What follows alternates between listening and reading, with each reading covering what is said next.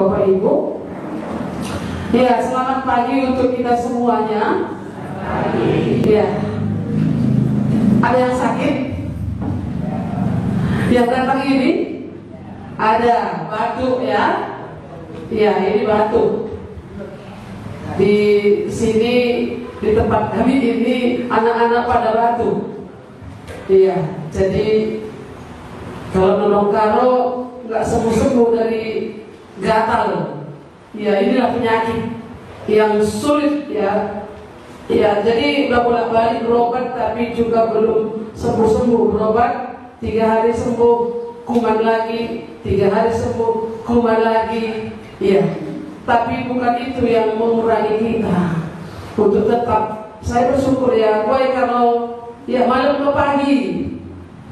Ya, puji Tuhan ya. Daripada saya pun sibuk, mama saya datang buat kamu gini terus. Saya syukur sudah tua pun dia tidak mengeluh. Iya, itu yang menjadi ucapan syukur saya. Baik, pagi ini kita kembali meneruskan bahan khotbah kita minggu yang lalu. Kemarin itu saya catat itu bagian yang kedua, gereja dan kehidupan bergereja. Hari ini adalah yang kemarin sudah dilewatkan tentang siapakah gereja. Masih ingat siapa gereja? Siapa? Saya dan kau.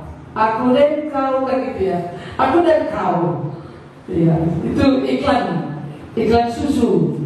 Aku dan kau. Iya, itu susu dan kau. Tapi ini gereja, aku gereja.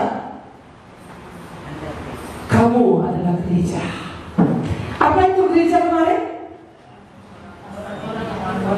Orang-orang yang dipanggil keluar dari kegelapan, pindah ke dalam terang yang ajaib. Itulah gereja yang sesungguhnya. Orangnya, ya, itu gereja. Kehidupan bergereja itu bagaimana?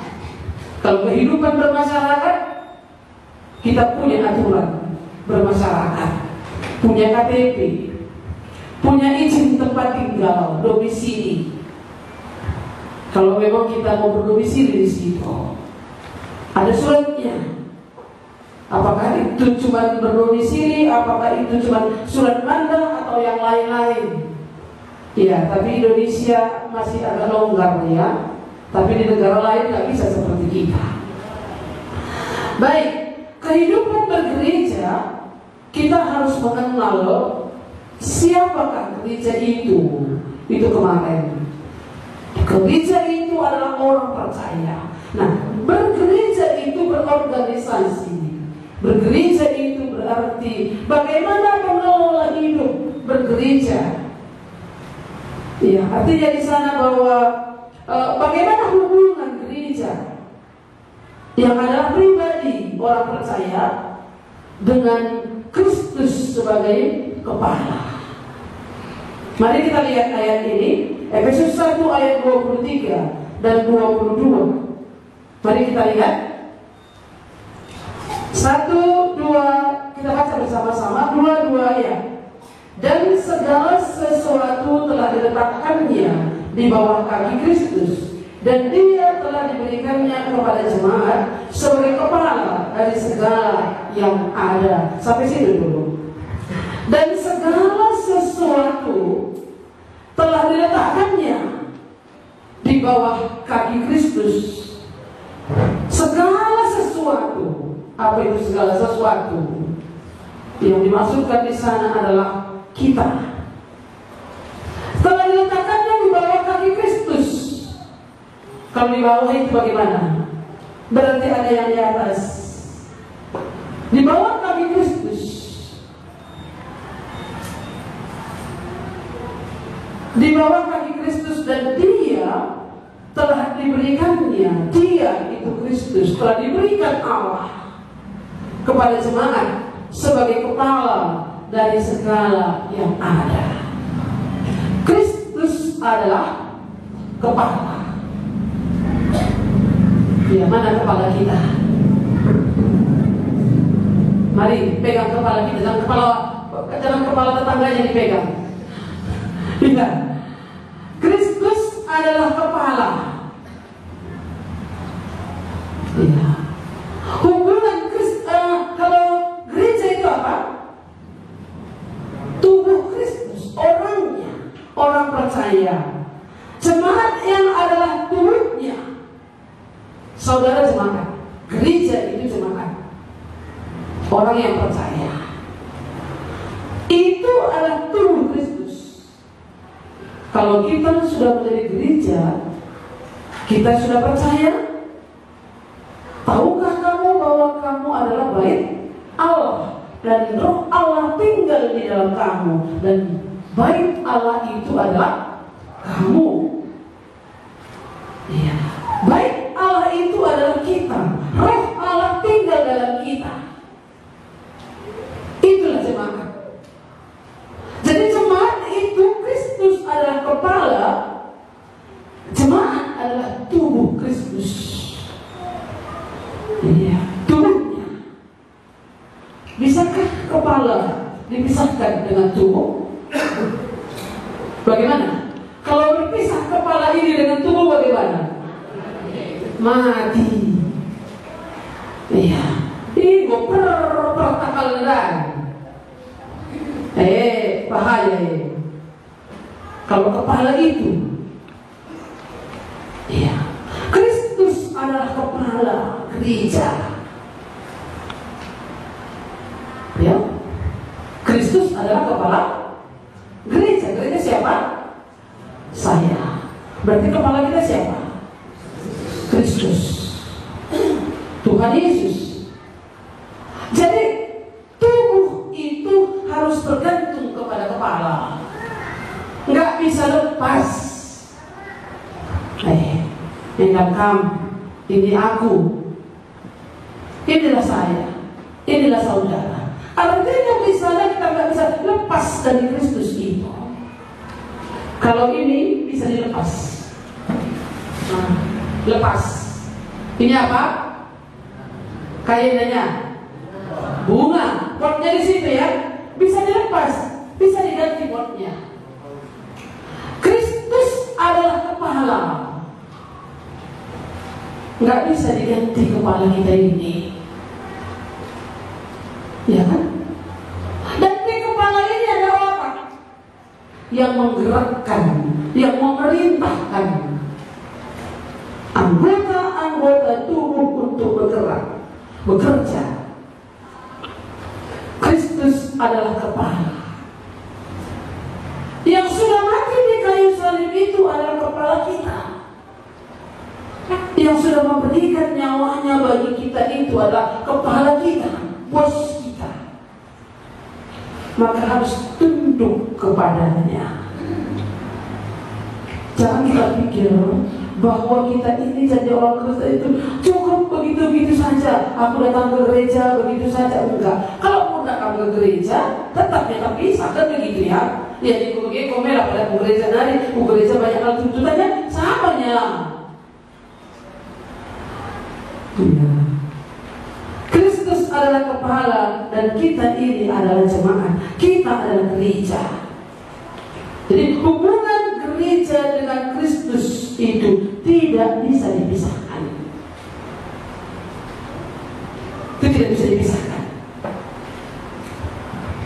Jadi kemana pun kita pergi, dia tetap menjadi pemimpin kita. Maka apa yang mau kita kerjakan? Sebagai petani, kita mau mengerjakan sesuatu, lahan pertanian, maka sebagai kepala kita harus bilang sama dia, pemimpin kita harus tunduk kepadanya. Dengan aturan yang ada, kita harus tunduk kepadanya. Tidak bisa tidak. Kadang-kadang kan kita berpikir bahwa kita yang menjadi pemimpin ya, iya kan? Kita yang mau mengatur hidup kita ini. Hidupku kok suka hatiku, nggak minta makan aku sama kau, kita bilang pula kan, suka hatiku, Mau sekolah, aku sekolah, mau enggak, mau kerja, mau tidak. Iya, ini orang yang tidak mengenal Kristus, hidup sesuka hati, hidup mengikuti keinginannya sendiri, bukan tunduk kepada kepalanya. Kalau misalnya kepala ini diperintahkan, otak ini memerintah makan, tapi mulut gak bisa dibuka, gimana itu? Syarat mulut ini gak bisa membuka atau berbicara. Kan ada ya orang tua yang sakit, yang stroke, sebenarnya dia pengen bicara karena otaknya ini masih ada, tapi syaratnya tidak bisa bergerak, mulutnya tidak bisa berbicara. Itu sangat menyakitkan. Kita bersyukur hari ini masih bisa berbicara, seluruh organ tubuh kita masih bisa bergerak, masih bisa berfungsi dengan baik. Jadi hubungan bergereja itu, kehidupan bergereja itu, bahwa kita harus punya hubungan dengan Tuhan. Dia adalah kepala. Dialah yang mengatur hidupku. Dialah yang akan menjadi yang harus kuhormati. Patuh kepada kepala sekolah. Siswa di sekolah patuh kepada gurunya. Makanya ada orang-orang yang tidak mau patuh kepada pemimpinnya, apa yang akan terjadi? Dia tidak akan mengalami damai sejahtera. Ketemu dengan pemimpinnya pun gak suruh dia, gak suka dia. Kenapa? Karena gak diakui itu pemimpinnya, gak suka dia. Maka apa yang akan terjadi? Maka yang disampaikannya itu pun gak masuk ke otaknya. Maka nilainya pun tidak akan lebih dari nilai rata-rata. Itu biasanya begitu. Kalau orang tidak menghormati gurunya, bagaimana dia bisa menerima pelajaran yang diberikan oleh gurunya itu? Kalau kita tidak menghormati Kristus sebagai kepala, sebagai pemimpin hidup kita ini, bagaimana kita bisa hidup benar di dalam Tuhan? Sebenarnya Tuhan, Yesus Roh Kudus diberikan bagi kita. Tuhan mau supaya Dia yang memerintah dalam hidup kita, supaya Dia yang mengatur hidup kita, supaya Dia yang mengelola kehidupan kita. Namanya kita ini milik Tuhan. Kamu telah dibeli dan harganya lunas dibayar. Apa yang dengan apa dibeli Tuhan? Dengan darahnya. Dengan darahnya. Kamu telah dibeli dan lunas dibayar. Kita telah ditebus dengan darahnya yang Dia curahkan di atas kayu salib itu. Wajar dong Dia ini mau menguasai kita. Wajar kalau kita ini dari miliknya, maka Dialah yang berhak atas hidup kita. Saudara milik saudara mobil, Bapak John itu punya mobil pickup atas nama Bapak John, ya kan? Iya. Jadi itu miliknya. Dia yang akan kelola mobil ini. Dia akan lihat mobil ini apakah perlu diservis, perlu didorosir, perlu ada bensinnya, perlu yang lain-lain. Dia yang mengelola. Kalau itu sudah dibeli dari miliknya, berarti Dia yang mengatur. Mau kemana dibawanya? Mau dibawanya ke ladang, mau dibawanya ke kota, itu terserah kepada pemiliknya. Ini kalau ditanya, ibu Pak Coba, Bapak ada motor berapa? Pulau, nah kalau itu pulau, semoga barang nanti mereka. Pemiliknya loh. Kristus itu pemilik kita. Kita punya hubungan dengan Dia. Dia adalah kepala kita. Dia adalah pemilik kita, punya kita. Kamu barangkali pernah saya. Bagaimana kira-kira kamu ya?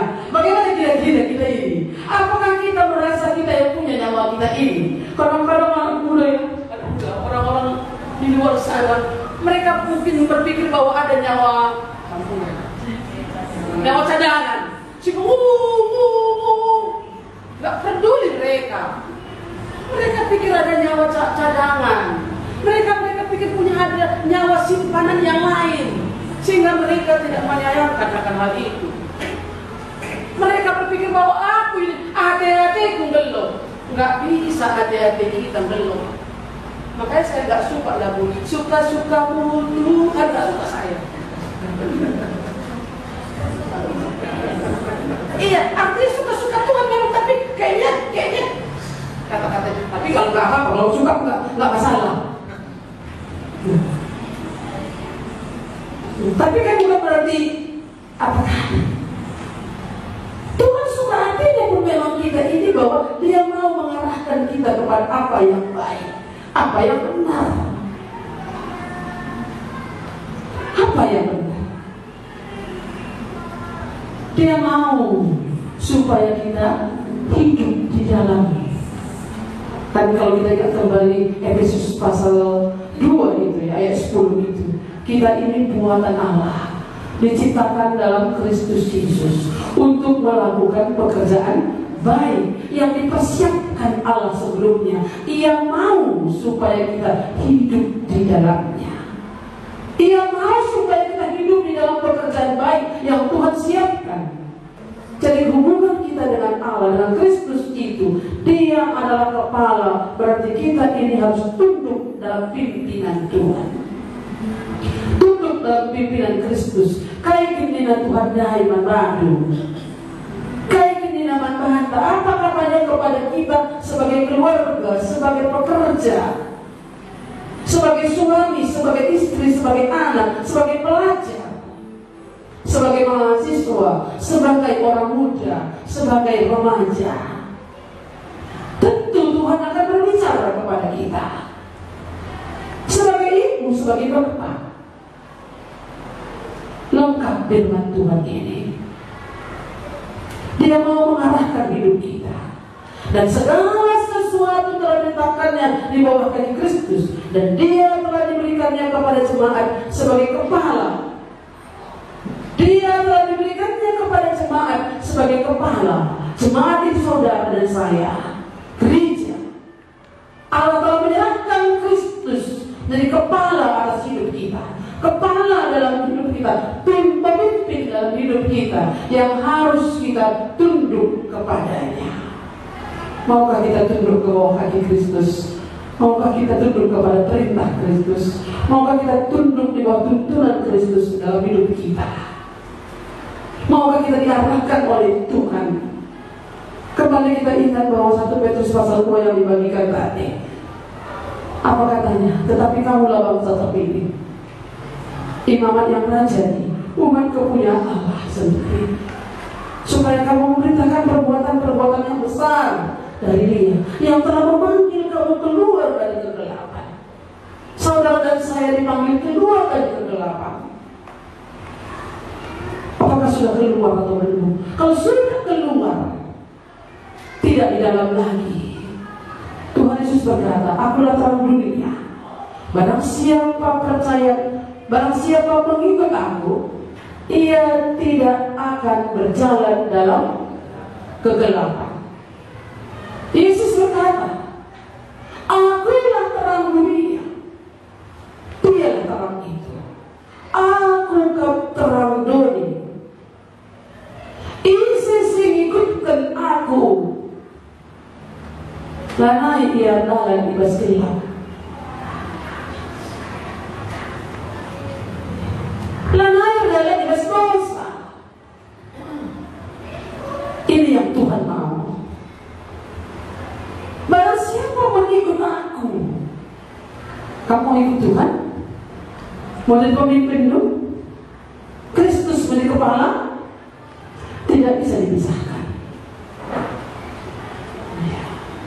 Jadi jangan berpikir bahwa aku terpisah dari Kristus sementara. Ketika aku bergabung dengan orang-orang yang tidak percaya, nanti ketika aku di gereja aku bersatu dengan Kristus. Nggak bisa begitu. Orang iso.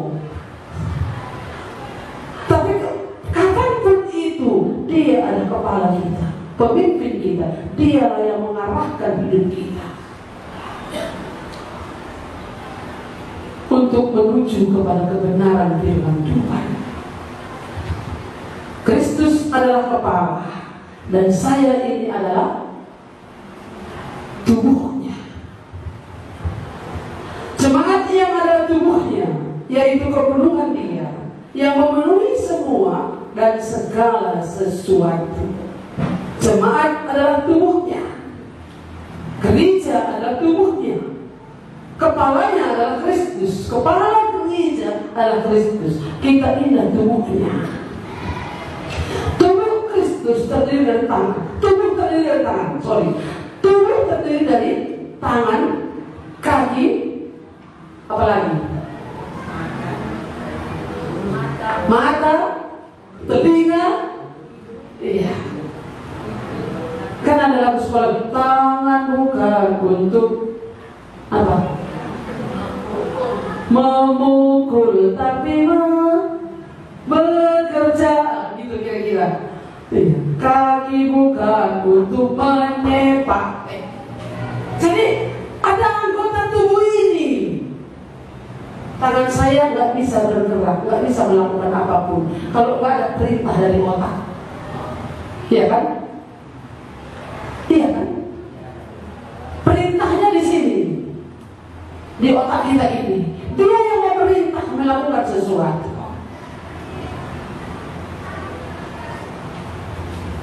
Untuk melakukan sesuatu.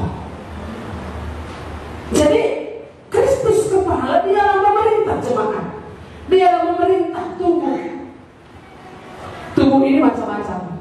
Ada tangan, ada kaki, ada mata, ada mulut, ada telinga. Semuanya itu adalah anggota tubuh. Tubuh Kristus itu adalah saya dan saudara. Anggota tubuh Kristus itu adalah saya dan saudara. Untuk memuliakan Dia. Untuk tadi dikatakan jemaat yang adalah tubuhnya, yaitu kepenuhan Dia yang memenuhi semua dan segala sesuatu. Jadi tubuh Kristus itulah yang akan memenuhi kepenuhan Kristus.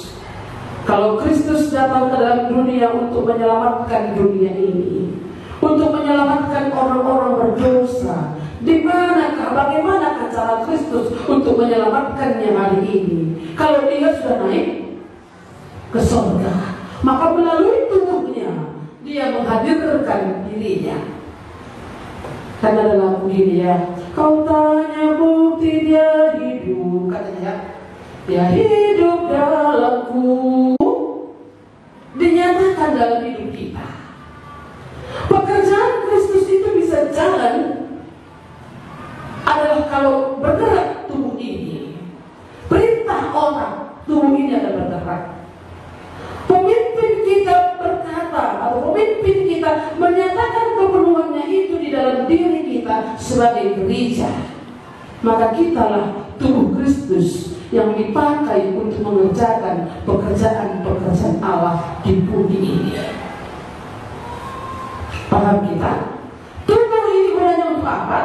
Untuk bekerja. Tubuh ini gunanya untuk apa? Untuk melayani.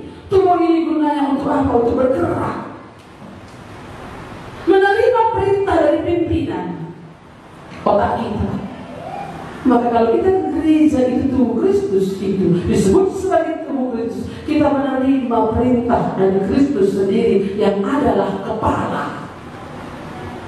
Kecuali kalau kamu tak mengakui Dia kepalamu. Kalau misalnya ada kepala keluarga orang lain, diperintahkan ayo ikut saya bonceng, kan nggak mau kamu dia maju. Bukan kepalamu, bukan kepala keluargamu, ayo aku bonceng kamu. Lalu kita ke mall gitu,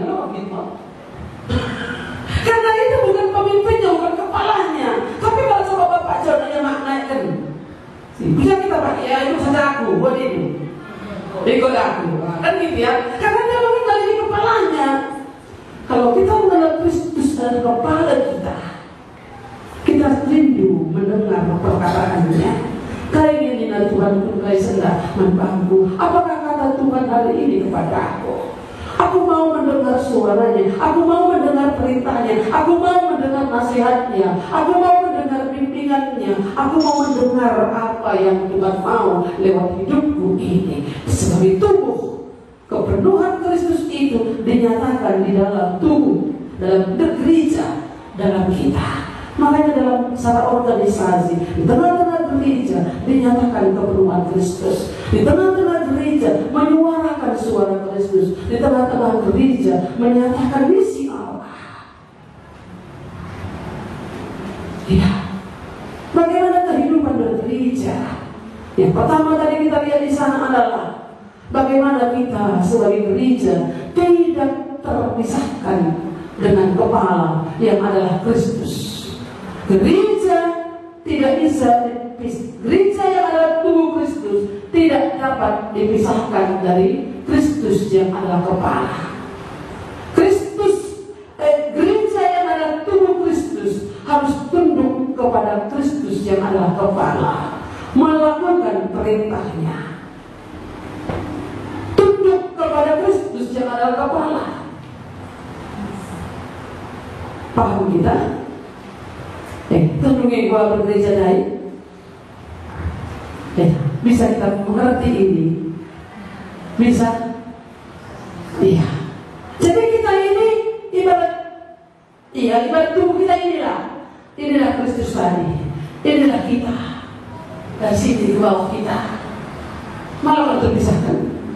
Gak bisa dipisahkan kan? Iya. Dan gereja itu secara universal keseluruhan itu tubuh Kristus, anggota tubuh Kristus.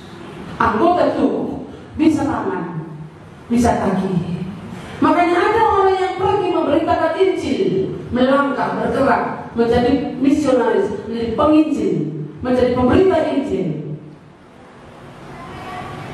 Ada yang begitu, kaki. Ada yang mulutnya dia berkhotbah. Mungkin lewat hari ini lewat apa? Lewat media sosial, berkhotbah, lewat radio, lewat YouTube. Ada yang mulut dia menyampaikan kebenaran. Tapi ada yang seperti mata melihat dengan jelas apa yang Tuhan mau. Melihat visi Allah. Apa yang mau dibuat di kampung ini?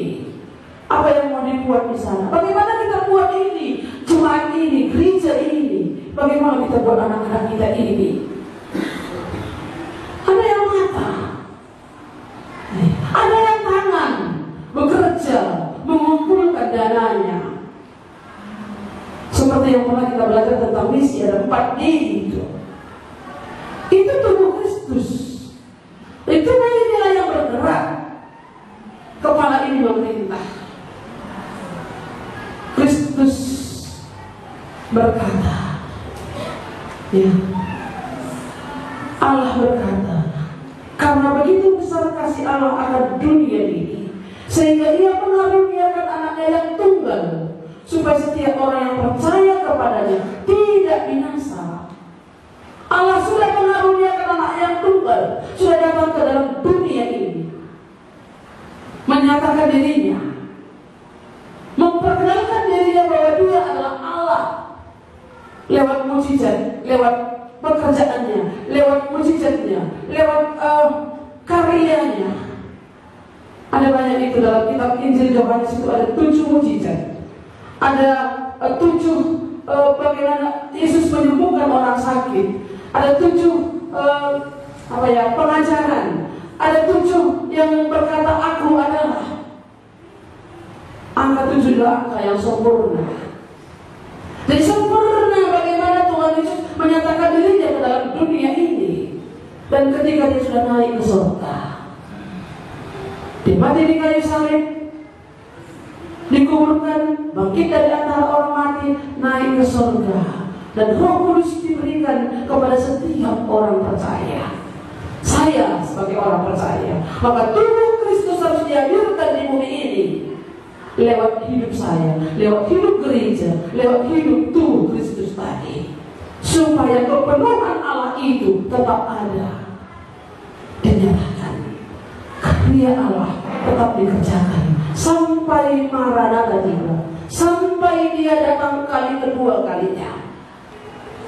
Berita Injil harus disampaikan. Siapakah yang bertugas itu? Gereja. Siapa gereja? Siapa gereja? Saya. Maka kita yang akan menghadirkan salom, menghadirkan damai di bumi ini, menghadirkan Kristus di bumi ini. Yesus sudah naik ke surga.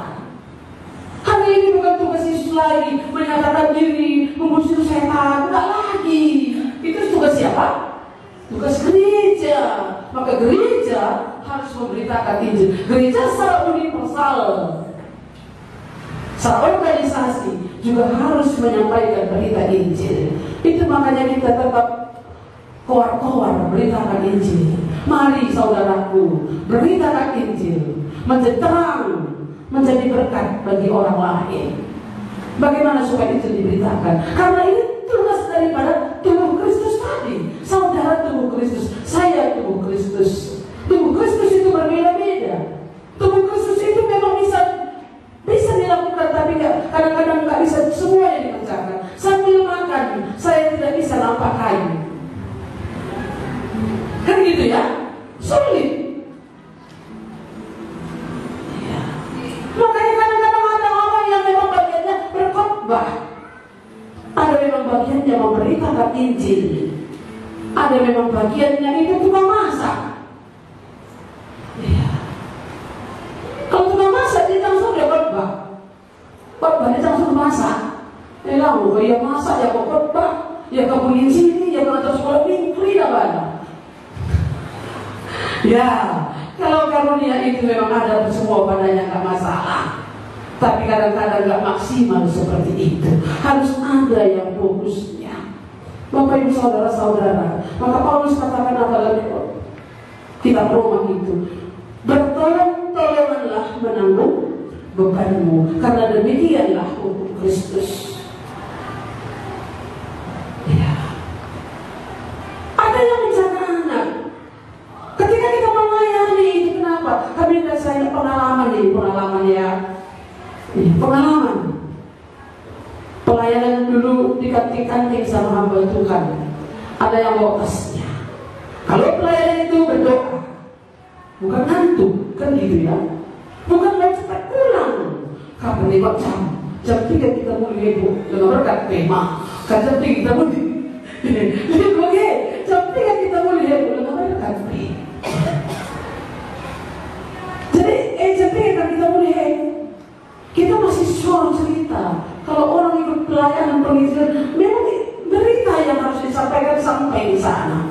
Kadang-kadang nanti waktu cerita itu ada nanti anaknya nangis, ya, sampai nggak bisa ngomong dengan orang tua. Ambil anaknya itu. Ada yang timnya ini bisa, maka nggak bisa penginjilan ini 1 orang 2 orang nggak bisa.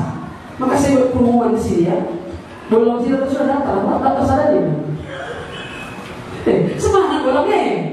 Aku mau baca buku pas saya mau nomor 2 ini. Aku ikut sadar ya nih, kan semangat ya kamu.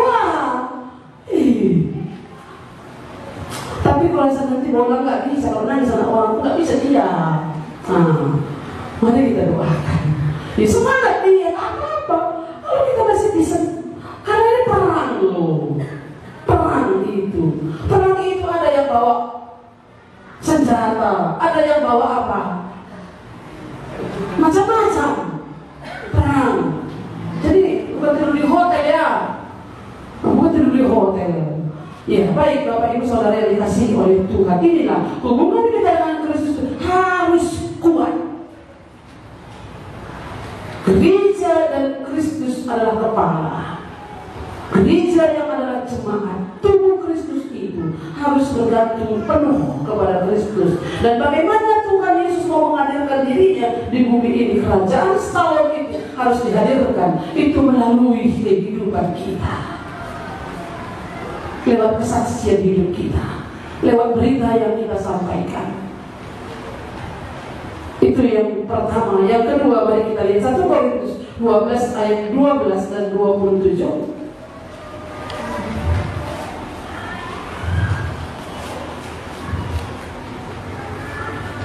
1 Korintus 12 ayat yang ke-12. Mari kita baca bersama-sama. 1, 2, 3. Karena sama seperti tubuh itu satu dan anggota-anggotanya banyak, dan segala anggota itu sekalipun banyak merupakan satu tubuh, demikian pula Kristus.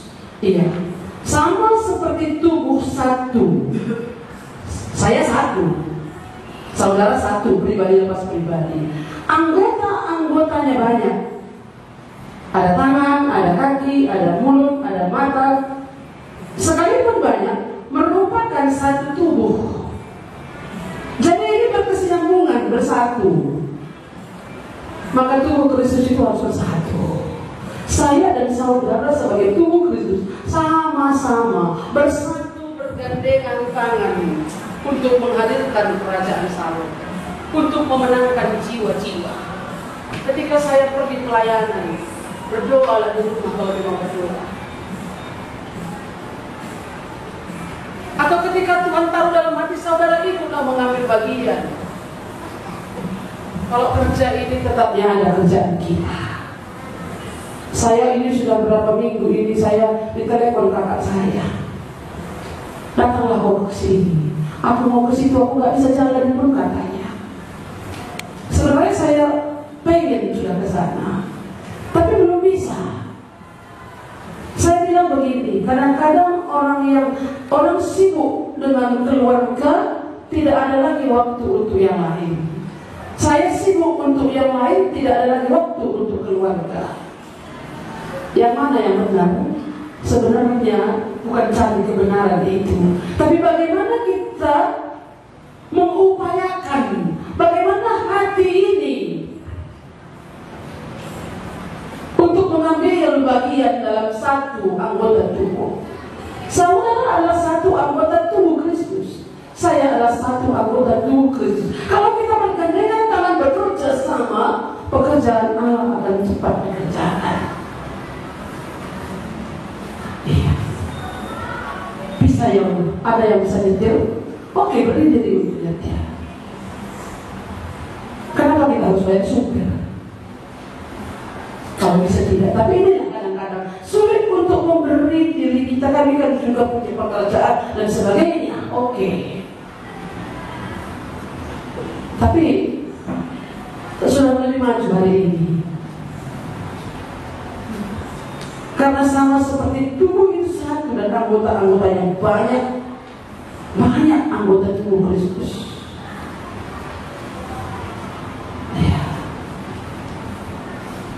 Memberi diri kepada Tuhan. Ya, kita bersyukur. Saya bersyukur untuk Bapak Ibu saudara-saudara yang sudah berjuang memberi diri. Jadi ingat pelayanan awal, orang memberi dirinya untuk melayani, meninggalkan keluarganya, meninggalkan rumahnya, meninggalkan pekerjaannya. Ingat pelayanan ke kampung antara. Ya, meninggalkan pekerjaannya, meninggalkan rumahnya, nginap. Ada yang memberikan makanan, menitipkan makanan untuk tim yang berangkat. Di mana kita hari ini? Tubuh Kristus sama. Yang dulu pun tubuh Kristus, yang hari ini pun adalah tubuh Kristus. Ya, sulit sekarang memang sudah lebih canggih kali ini. Tapi mari, bukan itu yang merusak kita. Hati kita mari sekarang Bapak Ibu, saudara-saudara yang dikasihi Tuhan. Bagaimana hati kita ini dipenuhi oleh Roh Kudus? Bagaimana hati kita ini didiami oleh Roh Kudus? Bagaimana sesungguhnya bahwa kita sadar pada bahwa tubuh Kristus. Kristus adalah kepalaku. Aku harus melayani Dia. Aku harus tunduk kepadanya. Karena aku ada itu pun oleh karena Dia. Aku hidup sampai hari ini pun oleh karena Dia.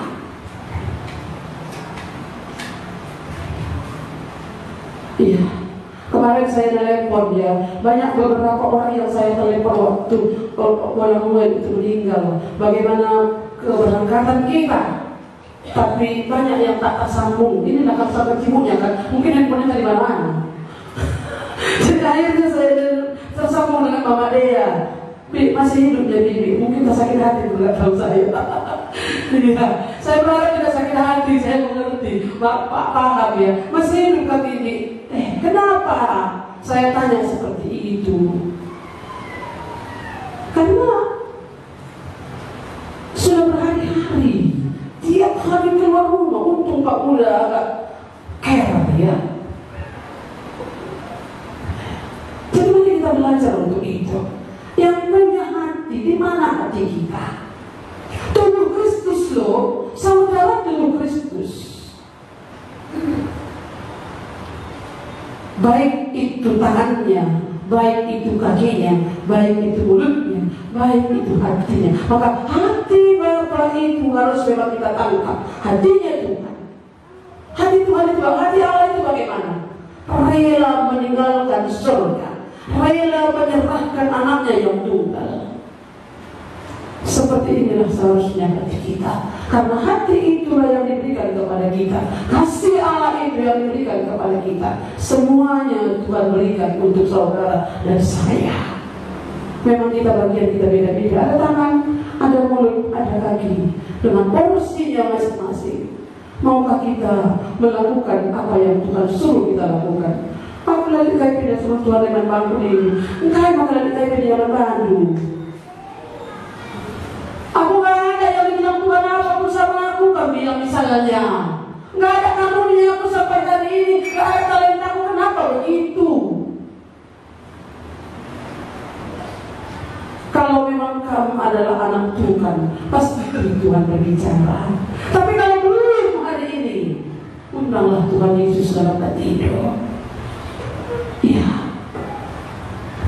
Karena pastinya kehidupan ini pasti akan berakhir. Kalau kita pergi ke kuburan pemakaman umum, misalnya ada banyak di situ tulisan-tulisan, ada namanya Andreas, ada namanya Simon, ada namanya malam pagi, ada namanya jumpa malam, kan gitu kira-kira ya. Umurnya berapa? Berapa umurnya yang di situ? Macam-macam ya. Nggak tahu kita. Kalau bilang, oh kata tim aku masih muda, aku masih lama hidup. Belum tentu. Jadi pun kita nggak tahu, tak berapa lama lagi waktunya Tuhan akan datang kembali. Kalau belum bertobat bagaimana? Ke neraka. Makanya bertobat. Kalau sudah bertobat menjadi gereja dan tubuh Kristus. Tubuh Kristus itu sebagai apa saudara? Sebagai tangan kaki. Mari. Ya. Takut kali kita kadang-kadang melangkah. Tidak mau diatur, tidak mau berkomitmen. Kamu ada sekolah minggu, nikah. Ya aku talak kali aku ngasuh, talak kali aku membanci begini. Langsung resikonya yang dia pikirkan. Iya. Ada risiko Tuhan dia kalau pikirkan 60 dunia wakak dunia. Lah kita selamat. Aku rasakanlah selamat.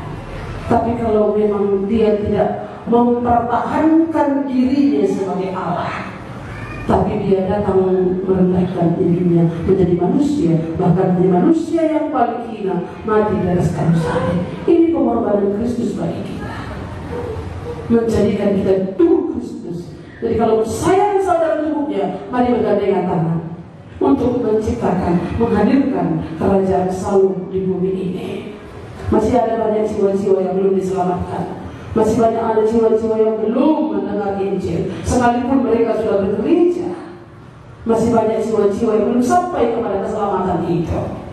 Itu makanya kita rindu untuk tetap membuat kebangunan rohani, supaya lewat itu satu jiwa pun gak masalah. Satu orang bertobat berharga, satu orang percaya kepada Tuhan Yesus sangat berharga. Kemarin waktu kami datang kembali ke Raja Berenang, gini kata satu orang, entah dengan kami harus sebagai cipanai manina. Kalau sebagai cipanai berada di dalamnya, nggak apa-apa. Lalu kok cipan ini? Sebagai cipan. Makanya waktu kami datang, kami tanya apa kata? Itu kata apa apa itu berkesannya. Lalu satu lagi bilang, katanya lu aku pengen kami lah. Kau pilih sebenarnya nomor telepon, mendengar nomor telepon udah, emang kata aku, iya ada perbaikan gua, aku jumpa kalau setia Tuhan, berjumpa kan nomor pagi hati aku bilang. Nggak tahu, kedepannya saya nggak tahu. Tapi hari ini, ketika mereka membuka pintu rumahnya, mari datang ke rumahnya. Nggak tahu seperti apa kebutuhan Tuhan. Hanya satu doa. Keinginan hatiku dan doaku ialah supaya mereka diselamatkan. Itu cuma. Ketika melayani, memulai pekerjaan yang baru, pekerjaan Tuhan yang baru, keinginan hatiku dan doaku ialah supaya mereka diselamatkan. Iya. Kita doakan bersama. Gak mungkin kita pergi semuanya dengan rame-rame kan? Gak apa-apa. Tapi mari yang punya hati. Kalau soal waktu, untuk besok hari ini Jumat memang sudah disepakati, tapi untuk waktunya ini akan disepakati akan dipikirkan kembali kalau memang nanti ini sudah berjalan sebagaimana adanya. Kita berharap ini bisa berlanjut. Bahkan ada 3 tema itu. Ya, latar belakangnya, ya, memang saya lihat memang agak dia sudah suaminya meninggal, lalu kemudian anaknya bercerai. Ya, memang adalah kehidupan yang layak untuk ditolong. Panggilan Makedonia itu yang saya lihat di situ. Jadi saya tekankan kembali kepada mereka, kami datang kemari bukan kalian harus berjemaat di tempat kami, tapi supaya berita Injil sampai, supaya tambah pengenalan doakan Tuhan. Kalau soal gereja, mereka akan tetapkan di mana hati mereka ada.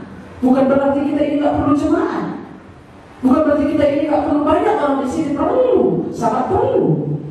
Karena bagaimana kita akan pergi kalau tidak ada yang mendukung? Itu sama-sama perlu. Tapi mari Bapak Ibu saudara-saudara, tunggu apakah saudara kaki, apakah saudara tangan, apakah saudara berikan layani Tuhan yang adalah Kristus sebagai kepala gereja, kepala saudara dan saya. Mari kita berdoa. Terpuji Engkau Tuhan Yesus Allah kami. Kami adalah gereja, kami adalah tubuh Kristus dan Engkau Kristus adalah kepala gereja. Engkaulah kepala kami, Engkaulah pemimpin kami. Kami harus tunduk kepadamu ya Tuhan atas apa yang Tuhan katakan kepada kami. Oleh sebab itu satu doa kami untuk setiap kami yang sudah percaya di sini, yang mengaku dia adalah tubuh Kristus, yang memang benar-benar adalah tubuh Kristus. Berbicaralah Tuhan kepada mereka. Apakah bagian mereka untuk menghadirkan kerajaan Salom di bumi ini? Kalau ada di antara kami di sini yang sampai hari ini Tuhan belum yakin akan keselamatannya, belum yakin bahwa dia benar-benar gereja, dan Tuhan juga melihat hal itu, nyatakanlah dirimu bahwa Engkaulah Tuhan yang mengasihi mereka,